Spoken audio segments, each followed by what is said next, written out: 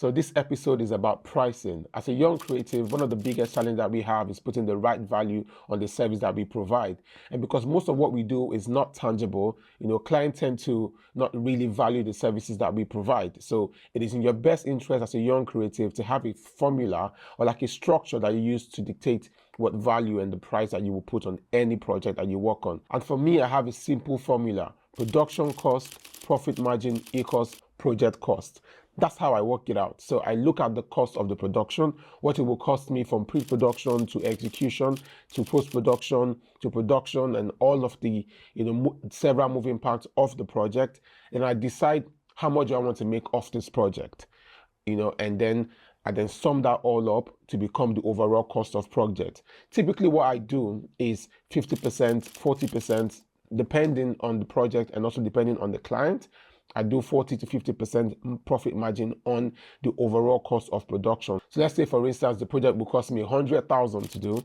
I will add another 50%, which is 50,000 as profit, and that eventually becomes the overall cost of the project. Now, how did I arrive at these figures? Because typically the client will ask you for a breakdown. Your breakdown must be honest. Your breakdown must be specific. It must highlight and show that you're not just hiding figures here and there. It's really actually capturing everything that you need to execute on the project. So we'll look into that as we go on. But as a young creative, you want to ensure that you have a structure, and you also want to ensure that you pay yourself. So let's take, for instance, you have been hired to film a talking head interview for somebody. As a young creative, I'm assuming that you don't have a large crew. So you're a one-man production crew. That is, you are the director, you are the videographer, you are the editor, you are the light guy, you are the sound guy, you are your own gaffer, you are your own production assistant, you are everything. You want to put a price to all of these aspects of the production. So as a videographer, what is the cost for the cameraman? Let's assume, for the sake of this conversation, it is $20, right, for that day. Your sound man, $20. Your director, $20. Your light guy, $20. Your production assistant, $20. So that's what? $100. That's what it will cost you to execute on that project. That's the production side of the project. Now there's post-production. Now you have a video editor, and I'm guessing you're editing it by yourself, right? You're paying yourself another $20 to edit the project. So now you've arrived at the production cost of $120, right? Now in the cost of this production, you've entered Uber to get to the location, you've bought batteries, you've had lunch along the line. So that's also logistics. We call that another $20. Now we have arrived at what? $140 as production cost for the project. Now the next question will be, what would be my profit margin? My profit margin would typically be around 40 to 50%. So $140 as production cost and post-production costs, my profit margin will be what? $70. So that will be $140 plus $70. That will give us around $210. That will be the cost of that project. All right. Now you've broken everything down in different phases. Just so to clarify to you, this is how much you will need to execute on the project, and this is how much you need to charge the client. And don't forget, you are a business, right? So you also need to pay yourself a salary at the end of the month. You also need to, buy equipment. You need to service your equipment. You also need to be able to replace the equipment when they go bad. So your profit is not for you to ball.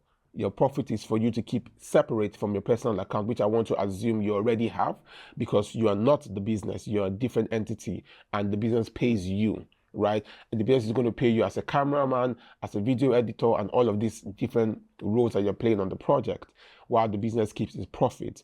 That profit is for equipment rentals, and to purchase equipment, to replace equipment when they go bad, to upgrade equipment when necessary. You also don't want to forget that you have to pay tax on your profit, right? So maybe depending on your region, it could be 10%, it could be 7.5%, it could be 5%, right? So you want to be able to separate your profit from the production cost. You also want to separate your business account from a personal account. This is a structure that I believe that you must have as a creative. You want to know all the moving parts on a project. You want to be able to cost for all of the moving parts. Do not look at yourself like, well, I'm the video editor, I'm the director, I'm all of these things, so I just pay myself, I just take the entire money. No, you want to separate your business money from your personal money, your personal earning, which you're earning from your business as a videographer, as a director, as an editor, as a script writer, whichever, right?